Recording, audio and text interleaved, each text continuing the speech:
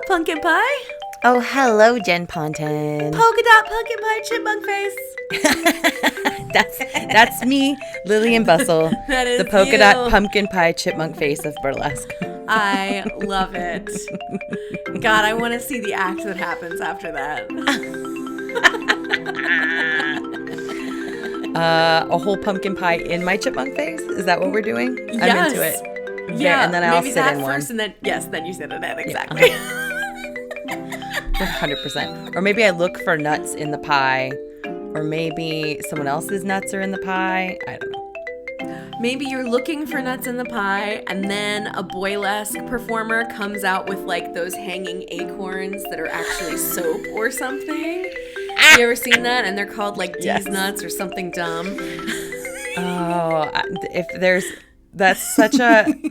there's nobody in this world that wants to wash their body with testicles. Like, I gotta tell you, I'm gonna go ahead and say that that's probably not a fetish.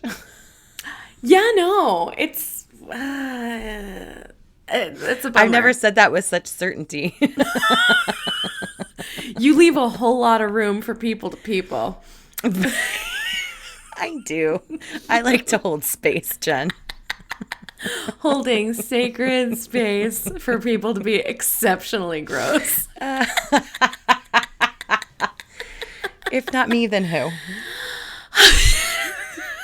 Nobody. Oh my God. You're taking up a very critical space in the world. So I have been, there's a runoff election in Jersey City today, which is December 7th when we were recording this. And it's about my council member who I thought was going to be like thwacked soundly by the person who is running against him. So I gave money to Kevin Bing's campaign and I like supported him, but I'm not a door knocker. I have done phone canvassing before. I just hate to be approached that way. So I don't like to approach other people that way. So as much as people bitch about like armchair social justice warriors, whatever, I know what I do well, and that is getting people to pay attention on the internet. So Absolutely. I've been waging this campaign about spanking Bagiana with me dressed up all S&M-y. Okay, but who? But also, I feel like you need to really paint a picture for our listeners, because what you have showed me about this man on the internet, it's wild. And this is a guy who's been part of the city council for a really long time, right? Since 2013. Okay. Mm-hmm. So he's like installed, but at first I was like, oh, whatever, get the asshole out. But then you showed me like hashtags about this man and how completely incapable he is. Oh, talking about holding space for people to people, he can't people at all. He falls asleep during, and I've been talking about him so much that Don was like, is like libel and slander different for public people? And I was like, it's only libel and slander if you can't prove it. And literally everything I've posted is Googleable, right? I didn't make this it's on his I'm not Wikipedia page. Making claims. Like the only claim that I made was that people told me that he didn't keep office hours because you know how to find him at church. And that if you ask anybody, people will say, yeah, of course. He meets up with constituents at church. He tells people to come to church to talk to him. Yeah. Oh. So no, but he'll just post a sideways picture of a horse and then just be like, the beauty of a wild horse on Facebook. His entire, what's the hashtag for those? Hang on a second. I can't remember what order it comes in. So good. Oh my God. So good. Lillian found us. Lillian found yourself, but really it's a gift for everyone who knows about it. Lillian found us this page on Facebook that is called what's it called? A page where we all pretend to be boomers. That's what it's called. Yeah. A page where we all pretend to be boomers, and everyone who is part of the page, who is a member of the page, posts like, it's peak this. It's peak this, and it's peak like the multi-forwarded, glittery flash butterfly gif that's like feeling blessed today or whatever, right? Yes. Like it's peak the way your Aunt Mildred uses Facebook. Yes, 100%. And that's what this dude is like. Yeah, And it's hashtag Boggiano FB, so it's Boggiano FB. Glorious. And it was compiled by the one and only Terrence McDonald, who is a legend in New Jersey journalism and is just an absolute gem of a human being. But yeah, like he's just like gaffe after gaffe after gaffe. He like this one's great. Come on, Jersey, throw NYC out of Ellis Island. And it's just a picture of the Statue of Liberty. Because he wants Ellis Island and everything to be part of New Jersey again. What? But also he saw something on Facebook and went on a rant during a city hall meeting about 5G and radiation. Like I said, all of this is like documented. He also just sucks. But like he was one of the people who was like, oh, I don't understand why we need to rewrite the obscenity laws. It's gonna be like naked people running in the streets. Anyway, so I have been trying to like drum up support for this other guy, and people ask me to run for office all the time, and I'm just like, no, because then I would get paid $60,000 a year to have to care about other people's bullshit 24 hours a day. And it's such bullshit. And I'm not gonna do it. From what you and people who live around me have told me, it's like the greatest iteration of the Nextdoor app. What, Jersey politics? Oh, I mean, just being part of like local politics. Oh my God. Yeah. Oh, right. Oh my God. Because the rules for Jersey City, like council meetings, is that when it's like an open forum, literally anybody can get up and talk as long as they fucking want about things. Oh, Lord. And while I don't think that people should be limited to just 5 minutes necessarily, how long are you just gonna let this one fucking Yvonne lady go on and on about anything from like skunks to rowdy teenager? Like, shut up, stop. Shut up, stop. I'm gonna throw you in that pothole. So, oh, God. Anyway, I hope this dude wins. It's possible that he won't. Right. But I can't. I thought about running, but I was like, you need like $25,000 to run, because if you want to get literature made and you want to be able to pay people to go help you with things and knock on doors and etc., like you need so much money, and I would rather raise that much money for Trans Santa. Do you know about Trans Santa, Jen? I think we talked about this last Christmas, but so they're please doing go it ahead again. and revisit that. They're doing it again this year, and what it is I believe it's an Instagram. It might be on Twitter, where you can go directly to wish lists for kids who have been ostracized from their families and literally buy them the things that they want. TRANSANTA on Instagram, and you can see handwritten notes from these kids, and a lot of them are like 16 and emancipated from their families and having their first Christmas on their own. Anyway, it's like the legit most direct way that you can help somebody. I believe that's the organization I did a lot of gifting through last year. I'm pretty sure it was Trans Santa, but a lot of these kids, they're older teenagers and they're asking for like gift cards. Yeah. And it's lovely. It goes right to them. I think they basically like email them the code and they hook up all of the address stuff. It's awesome. Mm-hmm. Yeah. So I would rather put my money towards something like that than fuck yes. Than like trying to raise awareness of how people in our neighborhood are assholes. We already know. Oh, we already know. Oh, God. How are you doing? Oh, Sure. No, that's fine. Oh, God. Oh, God. Was it fun to be back on set? Yes. God. Well, with a good fair amount of tea that I can't actually talk about. But yes. Broad strokes. Yeah, broad strokes. It was super fun. And I'm in an ensemble of actors with a really, really amazing group of people. So we all really enjoy each other. And this last day that we worked, we were basically glorified background. Like, we were needed in the background of an exterior shot, because only the stars were like interacting, and so we have to basically cross behind them. And because of that, it was a really teeny tiny work night for us. Mm-hmm. So we had to report to location at like 6 p.m. and we got there at 6. And by the time, maybe within an hour of arriving, the whole crew broke for, we call it lunch because that's like what the union deems it, but basically dinner.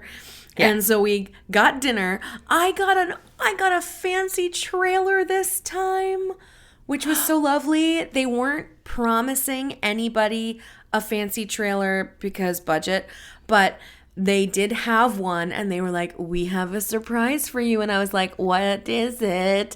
And then they opened up the door to like this fucking palatial goodness, which I actually got to hang out in it this time. Usually I put my stuff down and I'm like, big trailer, and then I'm out for 12 hours and then I like come collect my shit and go home. But holy fuck. Although I will say the very coolest, the coolest room I ever had by far was at a studio in Brooklyn, and I got Alan Cummings' dressing room. Oh my God, how did you know that it was his? Because it was for The Good Wife, and he was not shooting. He was probably shooting scenes, but he was probably on location somewhere. So he was with the B team, and I was with the A team, like in the studio, in the courtroom. That's amazing. And so they were like, you're our guest star. Here's your dressing room. And it was like Alan Cumming. And I was like, oh my God. And he had it dressed up like a bedroom inside. He had it like decked out with his photographs of like dear friends and family and like fucking him and Sondheim arm in arm. And I was like, this is incredible. That's amazing. I love that. The fucking coolest by leaps and bounds. I just sort of sat there in awe. And I did get to sit there for a while, just like taking it in, like, holy shit. I will take only pictures, leave only footprints. I did not take pictures. That felt too skeevy, but I definitely took pictures with my brain. It was Yay, awesome. That's so cool. Yeah.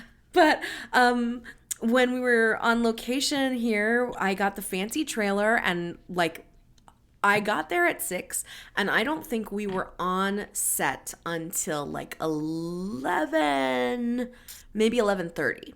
So we had 5 hours for us to all like hang out and eat dinner together. Me and this group of like, maybe there are 8 of us. And everyone's just super sweet and lovely.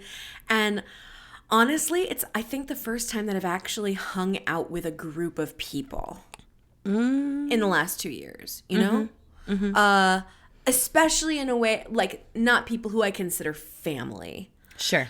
But the first time that I've been around, like, oh, friends, acquaintances, and here's me being a social creature and not just like, I've known you for 9 million years and we're going to be, you know. And I'm like, do I still know how to person? Oh, okay. I can still person. That's fine. Yay. Like, I can do this. So we had a really, really good time. And then they put us up at a hotel overnight because we were up by Poughkeepsie, and the hotel was lovely. The beds were fucking trash. Oh, the yeah. beds are so bad. It's a Hyatt, and like everything else in this building is beautiful. It's extended stay, so it's got like the little like kitchenette area where you can buy like microwave dinners and stuff. And I was like, oh, what a nice little hotel right here nestled in the Catskills. And I get to my room and I put my stuff down and I sit on the bed and there's no give whatsoever. It's almost it's almost like it's a rehearsal box. And I was like, uh-oh. Rehearsal. It really felt like that. Like I could feel the fucking plywood and I was like, what is happening? So, that was like the only bad part where I was like, oh, back, please don't go out. And my back has toyed with the idea of it. I think I'm past that. But it was definitely like, what the fuck did you do to me? Oh my God, that sucks. Yeah, that did suck. Everything else was really lovely though. Sure. And it was still, beautiful place to be. Yay, I'm so glad. Yeah, how you doing? I'm good. I have a show tonight. I'm singing with Cabaret Sauvignon tomorrow. I'm good. Like I feel like I'm anticipating crawling back into a hidey hole for January, but for now I'm okay. Let me tell you what, girl. Let me tell you. I think I have accidentally shininged myself. Ooh.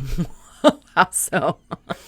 Because when I initially got to Minnesota in October, I asked Jory and I was like, hey, what should I pack since like November and December are going to be like soft winter? And they laughed at me. And I was like, oh, why that? So it was super fucking cold in November. Like, much colder than it is in Jersey. Much colder. It's more like our January. Right now, we are already in single digits. No. It is 5 degrees outside, and it's so dry. Oh. So it's like the dryness of California, but the deep cold and snow of like Maine. Nope. And it's so cold out there that like I've never, even in our coldest weather, felt like if I didn't put gloves on, my fingers would fall off. I was trying to get Bear into the car and I had like the tops of my mittens folded back so I could manipulate my fingers. And I wanted to cry by the time I got in the car. Oh, yeah. It took the car like 10 minutes to get past just the one teeny tiny bar of C, of like the engine's fucking frozen solid. Wow. Yeah. Oh, just my friend Kelly grew up in Minnesota and she used to talk about like her hair freezing at the bus stop. Oh, who would go outside with wet hair? It's insanity. Like even if there was any humidity at all. Like she wasn't going out with wet hair. It was just like her body moisture. I guess. I don't know the physics of any of this. It is very intense and very quick. And now I'm like, uh-oh. Cool. Well, have fun inside with your humidifier. The good news is there are 900 like old-timey radiators, so there's no problem with heat. Oh, like nice. But there are literally giant ice patterns all over the windows. And when it gets nice and wet heat inside, the condensation on the windows freezes, so there are like blocks of ice on the inside of the windows. It's crazy. That ain't good. No. Wow. All right, well, it's been nice seeing you. For fucking real. If there's any topiaries outside and they start moving, that's definitely a bad sign. It is solid shining territory. So don't say I didn't tell you here. At least there's no elevators in your house, so you don't have to worry about that part. No, there are so many steps to go down and then up outside, and I'm like, that is also a death trap. Like, I'm gonna do a butt slide everywhere all the time. I don't know what the fuck to do. Get some snowshoes. Get the little cleats that you put on your shoes that help you not skid out. I do have those, but snowshoes would also be amazing. Like, well, I didn't mean like the racket ones. I meant like the actual. But what if I had the racket ones? I'm here for it. Whatever you want, I support it. You look like. I'm just imagining you all bundled up in furs, like getting on your dog sled, but it's just Bear. Like Miss Piggy in Muppet Family Christmas. Yep, which was excellent. Thank you for that recommendation. It's so good, isn't it? Well, what was weird about that is that I only once people started slipping on the ice, I remembered that part. But why didn't I didn't remember legit any other part of Muppet Family Christmas except for the slipping on the ice, and it's so good. And also, it's one of the rare times where Kermit actually seems to kind of be in love with Miss Piggy. Yeah. He's so worried about her through the whole time. And normally he's like, I think that Kermit's an ace. I think he's asexual. I think that he wants to love Piggy, but she wants things he doesn't need and want. And that's what the tension is. But regardless, I'm going to write a whole Tumblr about it. But no, I loved it. It was very heartwarming. Make a Tumblr just so I can follow it. Yes. Also heartwarming, and you must see this, is Single All the Way with Jennifer Coolidge and other people, but who cares about them? But Jennifer fucking Coolidge. It's just like a little gay love story. It's a guy who has had a best friend for ages, and he's going back home for Christmas, and something happens with his boyfriend, so he takes this best friend back. Anyway, whatever. It's like when two people who have known each other for a long time realize that they're meant to be together. Plus, Jennifer Coolidge is the crazy aunt who's directing a Christmas pageant. Oh my God. It's on Netflix. Yes. It's well written. It's very like snappy. It's cute. It's not overly anything. It's not like super dumb or super cheesy. It's just the right amount of silly. It is a great thing to wrap presents to, or if you're like making Martha Stewart's Christmas truffles to give to everybody like I tend to do. That sounds delicious. I will make you some. Really? They are gluten-free. Fuck, yes. That's amazing. I'm excited. I want nothing more than really actually clever, well done, heartful Christmas movies. Oh, I don't know how people can watch the trash ones.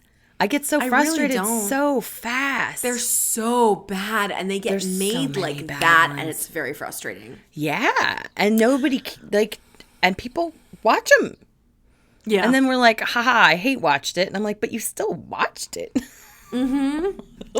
Anyway, I want to pull it up. I can't vet it, but I can tell you it's from someone whom I really like and respect very much, and I would be shocked if it was terrible. Ashley Williams is just a lovely actress who can be found in so many things.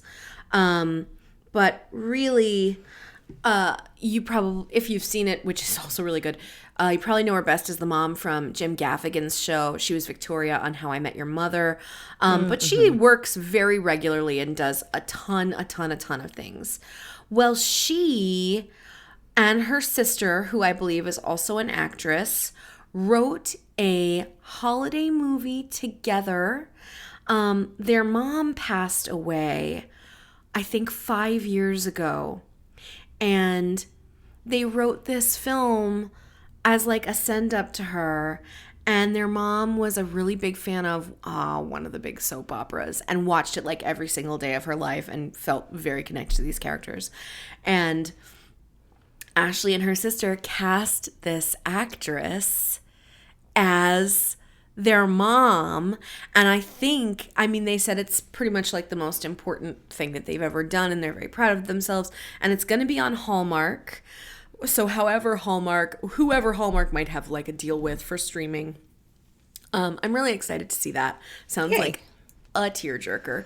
And my perennial favorites, my absolute two favorite rom-coms for for Christmas, the holiday. Yes. Obviously. Which we have a date. We have a date. We do. I'm so excited. The holiday and While You Were Sleeping are also I forgot that was a holiday one. Fuck, it's so good. It's so cute. It's so I love that cute. movie. Let me fucking tell you, I watched it with Jory, and like it takes place in Chicago, and so everybody is from Chicago, everybody's Midwestern, and then the best supporting role in every movie ever is played by Michael Rispoli, and he plays Joe Jr., Joe Fusco Jr. I don't remember this. Oh my God. I haven't seen it in at least 10 years. He's incredible. He's incredible. And all of a sudden, so this guy is her landlord's son. So he like lives in her building, Sandra Bullock's building. And he's crazy about her, but he's also, obviously like a putz. And and Jory goes to me, how did they get one piece of New Jersey here? It's majestic. Michael Rispoli is absolute perfection. He is so wonderful. Peter Boyle is in it. He's also really lovely. Bill Pullman is peak, charming, aloof Bill Pullman. I love him. It's so good. Yeah, I'm in. He's marvelous. It sounds dope. I'm excited. So dope. On our friend Liza Poor's podcast with her husband Mike Polasic, it's you can hear on DVD Deathmatch. They have Love Actually going up against About a Boy, which technically not a Christmas movie, has a Christmas scene Hugh in it. Grant situation. Two Hughs, a Hugh doubleheader. And they both raved about a Boy, and I've never seen it. I've never seen About a Boy either. Yeah, it sounded really good. It's got Toni Collette in it. Oh shit, that one might win. Toni Collette can do no wrong. I think that they had a save, so they wound up keeping both of them. But I don't want to ruin the ending. I don't remember. So I can't ruin anything. I'm the best with spoilers because I only remember half of any story. There are a number of movies even if that it's I've my seen own story. Infinitely. I'll tell you, the Big Lebowski is my favorite movie. I've watched it uncountable times. I can't tell you how many times I don't really remember how it ends. Like, I know Donnie dies. Right. That's not the question. The question is, like, how exactly does the ruse work out? What was happening? Yeah, I don't remember either. Right? It's great. It's a surprise around every corner. Every fucking time. And to this point, I told Jen, because we haven't done a normal episode of this in a while. We were trying to figure out what to talk about today. And I was like, when was the last time we talked about mental health stuff growing up? I have always had issues with memory stuff.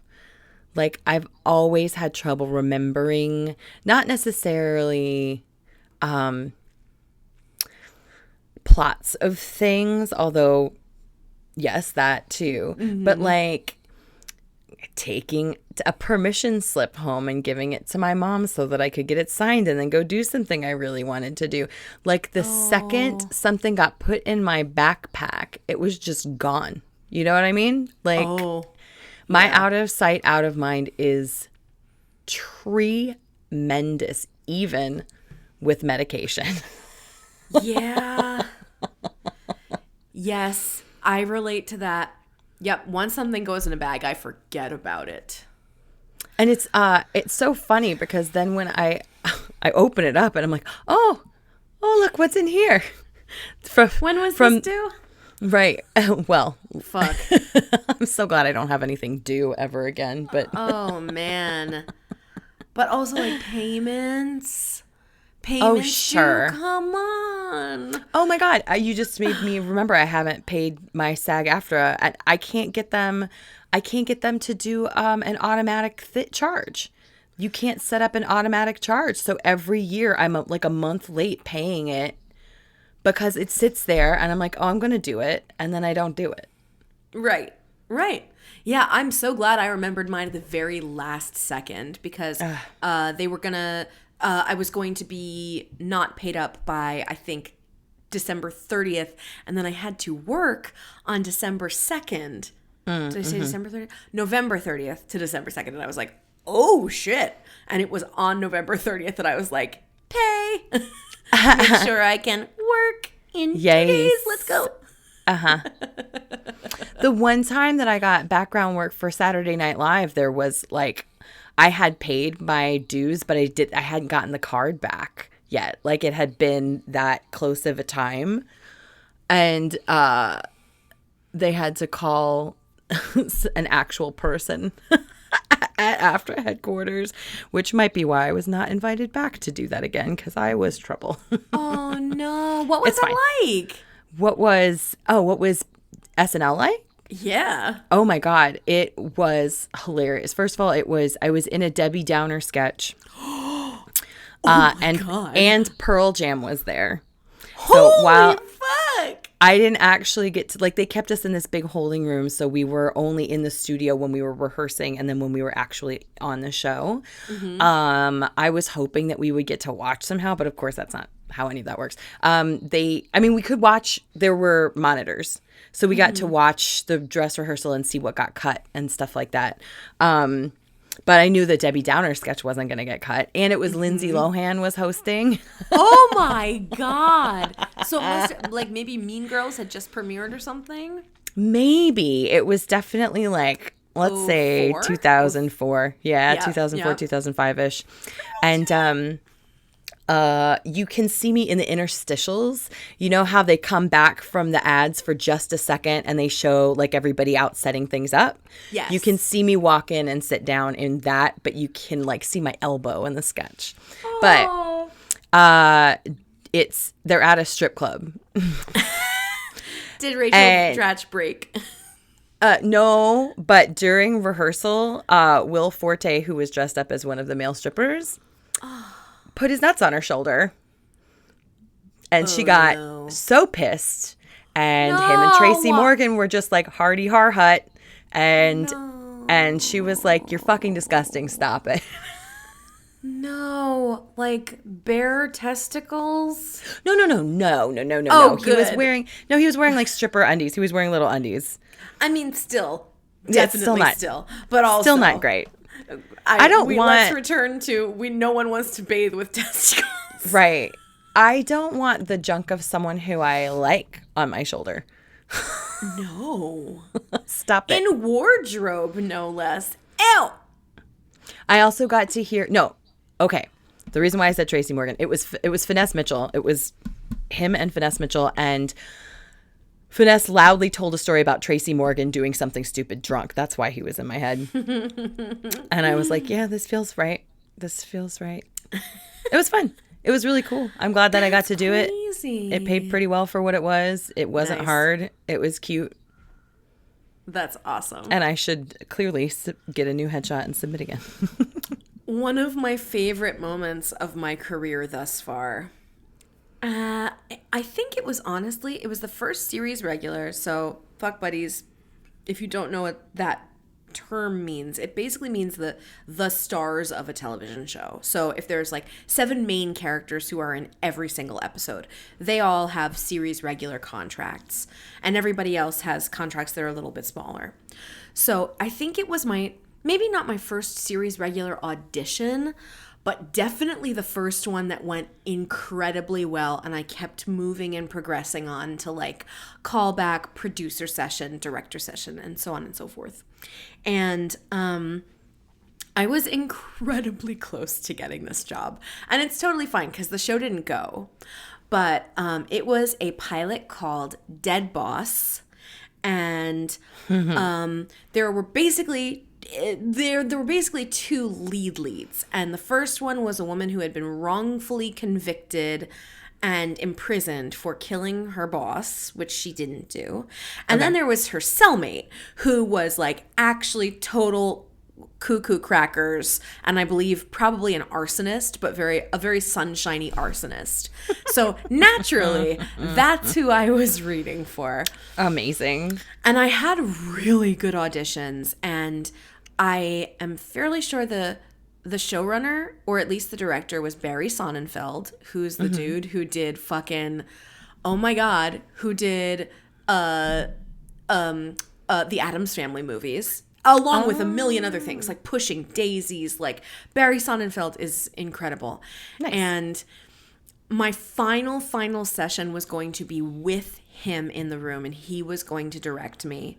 And then we were basically going to find out if we got this job. Mm-hmm. So I'd gone through maybe 2 or 3 levels already, and then they were like, okay, you're going to meet with Barry at Silvercup Studios. So I went to Queens to Silvercup, and I went down the hallway, and I sat outside the door, and like, you sometimes see people who look like you, sometimes not, but you can usually get an energetic read and be like, yeah, they're thinking either me or you, because I see where our energy, commingles and then diverges. Well, I'm sitting there and I'm just like getting into my zone, and who sits down in the chair across from me in the most glorious hot pink, like Muppet coat? Rachel Dratch. Oh, yes. Oh, my God. Rachel Dratch sits down opposite me, and she, and I'm like, oh, my God, Rachel Dratch. But I didn't say it. But sure. I did say, oh, my God, your coat. And she was like, I know, right? And I was like, it's amazing. You're amazing. Break a leg. And she was like, thank you, you too. That's perfect. And so I was basically neck and neck with Rachel Dratch for this role, and she ended up getting it, but oh my God. However, let's revisit the idea of you being a sunshiny arsonist, and I'm down. Make that, oh my God. Right. I want to see you as an assassin. I think that would be hilarious. It would. Like if you were, but like not tortured about it, where if you were, here's my pitch. Okay. Yeah. So I'm listening. So you're like either fully like Dexter, where you're like feel justified about everything that you do, or you're so out of touch with reality that you just don't care about anything. So like zero anything internalized about it, no PTSD, where you're just like, oh, that needs to burn down. And meanwhile, you're like baking for your kids. Yes. Not for nothing. Looping back to mental health here, the only reason I was never the kid who was like fucking Beavis, like fire, which of course consequently was all of my friends. My 2 friends. But I was fascinated with fire, and there were tons of implements everywhere because my parents were smokers. But I set the wrong shit on fire. It's not. What does that mean? It means I would find things and I would see how flammable they were. So I became really excited with how Scotch tape burned. But it also burned really quickly. Okay. And then little pieces of it would fall down and like be melty fire. And so I was like, hey, let's set this on fire. Well, it was still attached to my hand. And then it started to melt all over my hand. And I was like, oh no. Oh no, did you have scars from that? No. No, because it was like a tiny enough piece that it was controlled. But I was like, oh no, this is a terrible idea. Yeah. And then I went the opposite direction. And I was like, I'm never touching fire again. And now if a pilot light does not, like if an igniter doesn't work within the first 3 seconds, I like walk away. I air out the house. Like, I get that. Yep. Yep. It was a terror for me when I lived in my first apartment, which was like an old 30s or 40s oven where it didn't, it had a pilot light. You had to light it with a match, didn't it? I had to light everything with a match, yes. I had to light the oven with a match, and I had to light the stove with a match. And I can't believe crazy. I taught myself to do that. I've lived in a place where you had to do that. Yeah. And Don had a pilot light, but it used to go out all the time. So he used to have to like take his like oven apart a little bit. And there was a switch, like after we realized that it was going off all the time, you could turn it off, the gas. You could turn the gas off and on.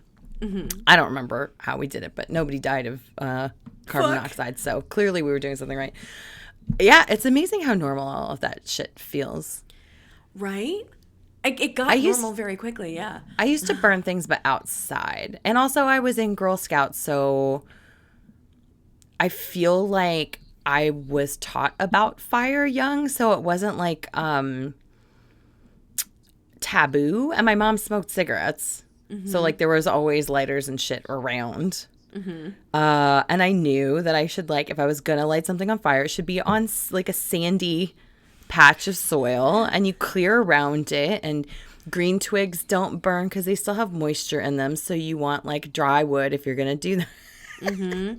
And pine needles make really good kindling. Like, oh shit! Oh girl, I can build a shit out of a fire. If you want like a nice big campfire, I am your lady. You know, I feel like in Girl Scouts, I was only ever asked to find the wood, right? And they'd say, well, we need kindling, well, we need the medium pieces, or we need like big logs as the base. Mm-hmm. And I would go find it, and then I'd put it in a pile, but I never actually was there for the ignition of something, or I never executed the ignition of something. Yeah.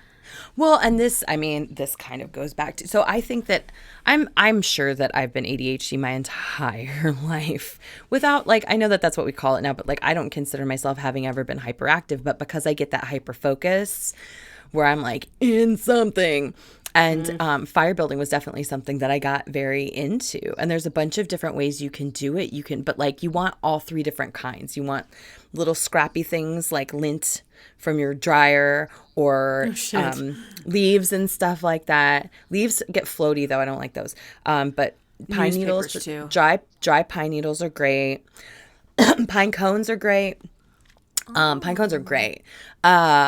And then it came in handy because we had a fireplace and then no heat in our house. So yeah, right. Being able to build a fire was great until my mom piled too much stuff in front of the fireplace. But anyway, yeah, you can build like a cone shaped. I mean, they used to call it a teepee, but right. And then you have like the light stuff in the middle and the bigger stuff on the outside. You can build like a little mini log cabin with stuff on the inside. Dang. I sound like a pyro, but I was never the kind of person that would just like light shit to watch it burn. I mean, I did it sometimes, but not as a hobby. You know, I can't believe I'm actually remembering this. I feel like I didn't understand that there was like a match involved when I was a kid. Like, okay. I think I anticipated that people were honestly, I swear to God, banging rocks together, or a magnifying glass, or like taking the stick between your hands. I can't do that shit. No, I don't know what that. So that is possible. That is something that's real. The flint and steel, that I have done like twice, but that is very difficult to do. And it's a piece of steel and then a special kind of rock, and when you click them together, it makes a spark. But that is very, very, very advanced. When we have matches in 2021. Yes, for sure. But you can waterproof matches by, I think we dipped them in clear nail polish so that the nail polish comes off when you strike it. But if they get wet, the wood will get wet, but the head of the match won't get wet. Shit. I'm your freaking prepper zombie apocalypse girl. I keep telling you this. Like, I live on a hill. We can push all the zombies off the cliff into Hoboken or roll them down onto Tonnelly Avenue. Like, we're good. I have radiation pills for your thyroid. I have a crank radio. Like, I have water purification tablets. We have gas in the building, so unless that gets cut off, we can cook forever. I'm ready. You're prepared. Oh my God. Wilderness girl at the ready. Well, and to that, my anxiety has always flared up when I felt like I didn't have the things around me that I needed.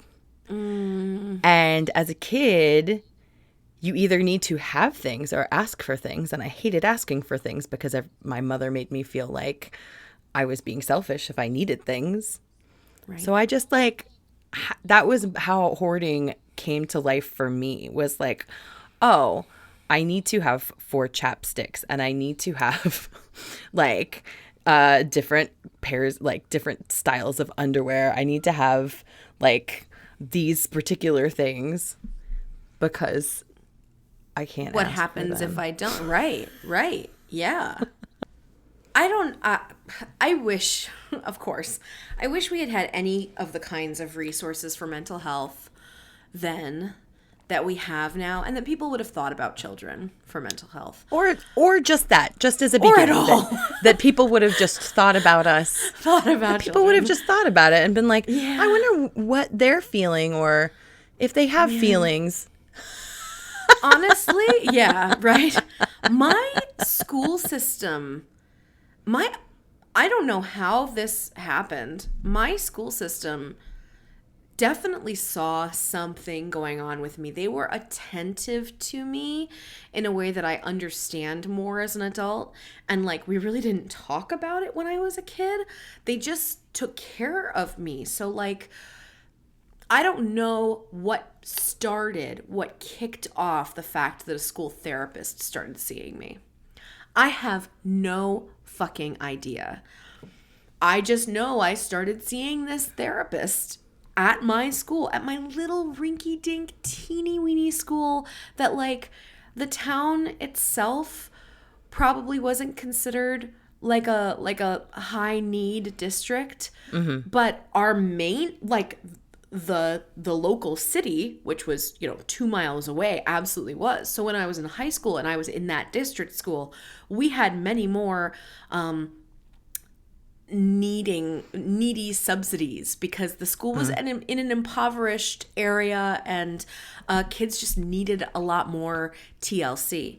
Sure. I don't think that was the case in like my elementary school, but they were tuned into me in a way that I don't know how it happened. I don't know the inciting incident, but they started having me go spend like a few days a week, maybe. I don't know. I don't really remember. With this school therapist, Mrs. Goldberg. And all I know is that she absolutely talked to me about my feelings, and she absolutely at one point gave me her phone number. I remember you talking about that. Although I don't know where I would have put it, so it even makes me wonder if I like looked her up in the school directory or something. Oh, that might be the school directory, or even like the white pages. Yeah, you used to be able to do that. I don't Whether you know. liked it or not, your name was in there. Yeah. You had to pay to be unlisted. Do you remember? Yes. And that school directory was the shit. I mean, I sort of felt like I could do whatever I wanted. There was never no, how am I going to get my crush's number, because it was right there. And that's the only phone number in the house. Like, that's definitely where they are. Exactly. But crikey.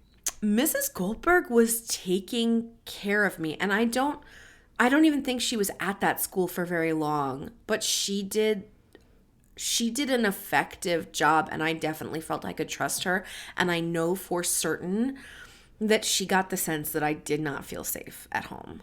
So I don't know how they turned up giving me that resource, but they did. And then how attentive they were with the fact that they put me with an occupational therapist and like a nice lady in a room. She was a nice lady in a room, and I didn't understand what OT was, but I liked puzzles, and I got to do little shape puzzles with her, and she was very kind, so I probably talked to her as well. Sure. Even though that's not the kind of therapist she was. Right. The fact that they hooked me up with those resources just sort of is outstanding. And then we had a really, really nice nurse. And because I guess a good thing to talk about is my IBS. So like, I don't know if I would ever have felt that I was ADHD, but I abso-fucking-lutely had like deep fear and anxiety.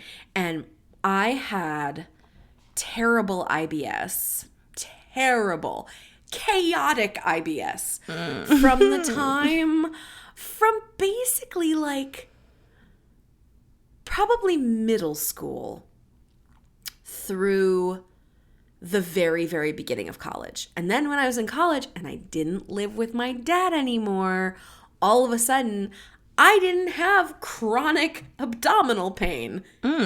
Imagine. And I was like, whoa, why can I eat pizza and not have to like run out of the room later? What is happening? But like, even though I never got it investigated, it's kind of interesting that because my mom definitely noticed, and I don't know if she would have even thought of like, hey, maybe something's wrong with Jennifer, but I would see a nurse. I would go to the nurse like every single day in middle school, every day, and it was very emotional, but I also had like this roiling stomach, and she was like, why are you here? And I did get to learn quickly that I couldn't get away with headache, because if I told them I had a headache and then they took my temperature and I didn't have a fever, it was like, okay, well, you can lie down for 10 minutes and then you have to go back to class. But if I was like, my stomach hurts, yay, maybe you'll send me home. Although I don't exactly want to be there either, but definitely don't want to be in that room of gators. Yeah, I didn't go a lot, but I got busted in elementary school because we had gym on, let's say gym on Fridays right after lunch or something. Oh, God. And I hated gym class. Or let's say it was just before lunch. It doesn't matter. I knew what the timing was, and I started faking sick every Friday. So, because I hated gym class so much, like I hated it, and I double hated it. I think I told you that like my elementary school teacher, Coach Macklin, was a fat dude. He was a fat dude with zero fucking sympathy for my chubby little ass. Of course. And more vitriol, I'm sure. And it was sort of like, I know that what was happening in my head was, I can't do the monkey bars, right? And that was like the beginning. He would have us do a course through the playgrounds that would start with the monkey bars. And you were supposed to get across that first before you could go. Then you had to go down the slide. Then you had to like jump through whatever fucking, I don't know, a tire swing. Who cares? Right. I don't know, because I never got to the rest of it because I couldn't do the monkey bars. So I didn't get to do the rest of the obstacle course. And I remember thinking like, okay, so what do I do to be able to do this? Right? Right. It's not something's terrible bad with me. It's I have to figure out how to work with this. So like, and I wasn't the only kid who couldn't do the monkey bars, because even kids that had upper body strength didn't have necessarily the coordination to make it all the way across. Right. In first grade, like, come on, we're all a little messy. But he could have been like, okay, so what did we learn today? Some people need, if you're trying to condition yourself to get stronger, let's all do some push-ups and pull-ups all together. Oh, you can't do push-ups and pull-ups? Maybe we can do like incline push-ups. Right. Maybe we can do modified XYZ. Maybe you don't have to get shamed for not being able to do this made-up thing that of course everybody can't do, which you certainly can't do, fucking Coach Macklin. But like you know what? I've talked before about like moments when I realized that adults were just adults. I knew that dude was incompetent. I knew that he shouldn't have been teaching what he was teaching and that he wasn't good at it. Anyway, that's really funny, because when I think about like my little lizard brain wants to pull out the most athletic person I've ever met, it's absolutely like the fucking elementary school gym teacher, which is absolutely not true. It's absolutely not true. There's no way in hell. Although I liked Mr. Bowman. He was nice. Oh. He was fine. I mean, he was fine.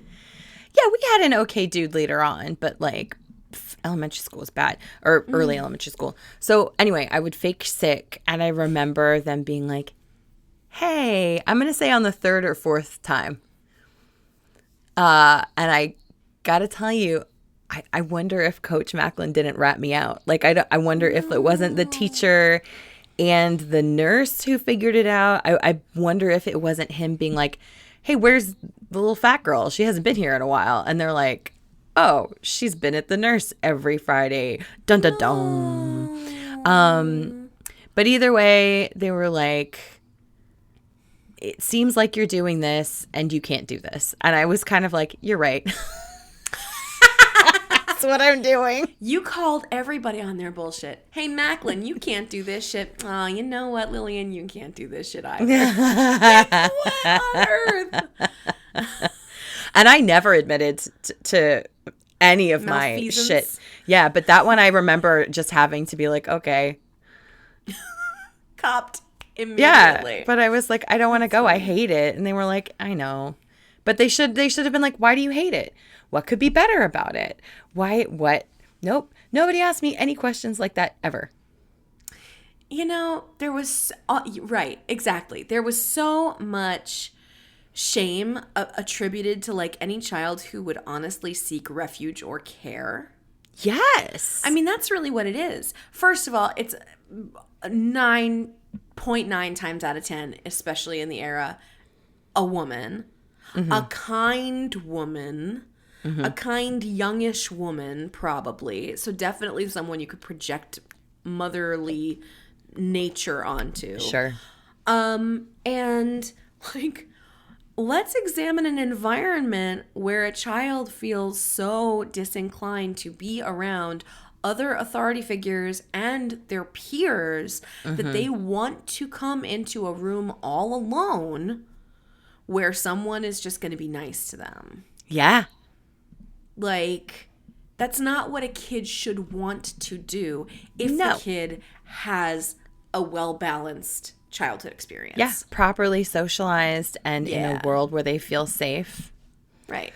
It's going to be like dogs. I want to go play with the kids. I want to go outside. I want to do all the things that the parents and teachers otherwise like push you to do. Like, go play with your friends. Go outside in the sun.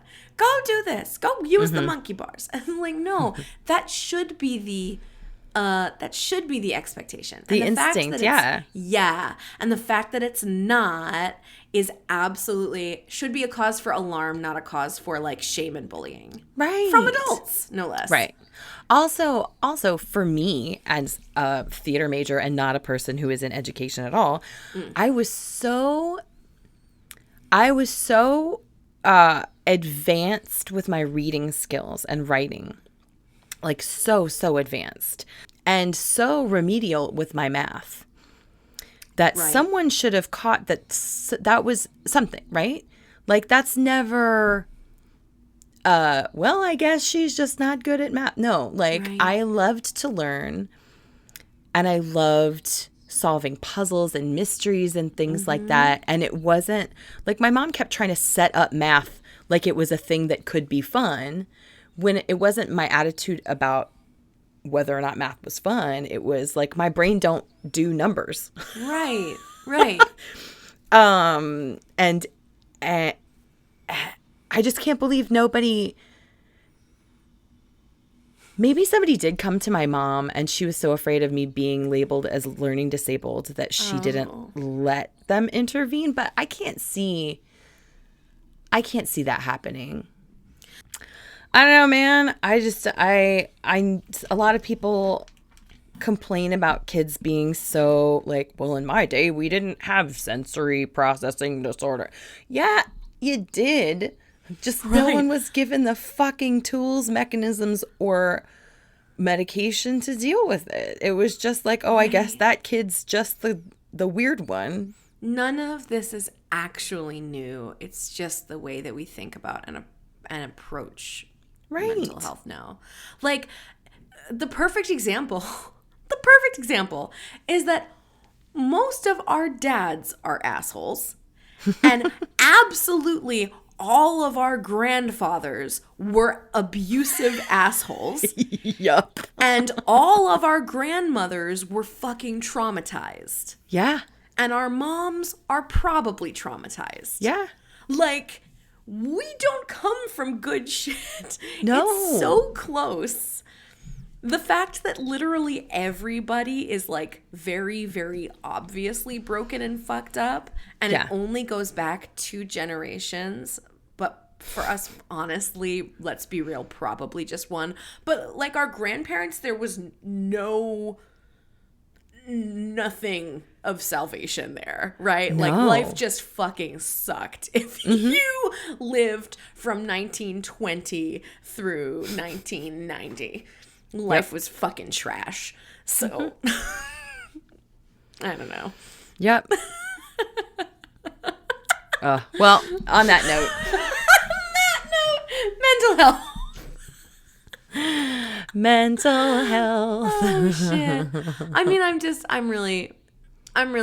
very glad that we do have resources now. I'm very glad that we have been able to enjoy a culture that's softening its grip around on the shame of it. And I am grateful for the people who like validated me early on, even if I really didn't know what was happening. Like, I don't know where they came from, how they sort of intuited what I was going through, and then helped me, even if it was only for a short period of time. I'm probably going to Google the fuck out of that woman. Mrs. Goldberg. I got back in touch with my reading specialist, Miss Harvey. She was, I saw her, gosh, I want to say every day in first grade. And then she was my vice principal in high school. And a couple of years ago, I was just like, oh my God, like I thought about her. I might cry just thinking, like talking about it. Like she was so special to me. And like in a day where I felt like an alien, right? Like I was funny in a grown-up way. And I understood the sophistication of jokes and good writing and like sarcasm and stuff like that. So I spent all day talking to these kids who didn't understand me at all. And then I could like have a grown-up conversation. Right. With her. And she was so like just encouraging and found stuff that I would be interested in.